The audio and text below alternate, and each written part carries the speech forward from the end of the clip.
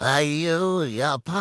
என்னடா இந்த பையன் போட்டு எந்தா புரட்டுறான்? சும்மா நாயடி பேய் அடிக்கிறான்டா யப்பா! லிட்ரலி எஸ்ஆர்எச் பவுலர்ஸ தலைகீழ தொங்க விட்டு உரிச்சிட்டான். என்ன குத்துறான்டா யப்பா! சூரியவன்ஷி செல்லக்குட்டிய பார்க்க சும்மா குளு குளு குளுன்னு அமுல் பேபி மாரி இருக்கு. ஆனா பேட்டிங் மட்டும் சும்மா பேய் பூச்சா மாரி ஆடுறான்டா சாமி. கொஞ்சம் மிஸ் ஆயிடுச்சு. இல்லன்னா கன்ஃபார்மா அழுவர போட்டிருப்பான் இன்னைக்கு. 15 வயசுலயே இந்த குத்துதே இது.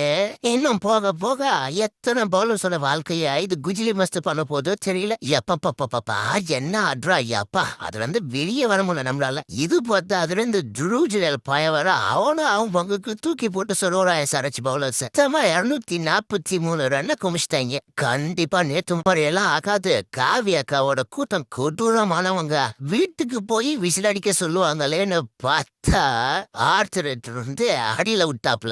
அப்பா ஆர்ச்சர் என்ன பவுலிங்கடா சாமி. சும்மா கும்முன்னு ஏத்தாண்டா. எஸ்ஆர்எச் போட்டதுல ஆர்சிபி இப்ப குஜால்ஸா இருப்பாங்க. இப்ப காவியக்கா கூட்டம் என்ன பண்றீங்கன்னா வீட்டுக்கு போய் சைலன்ஸ் பண்ண சொல்லுங்க போங்க.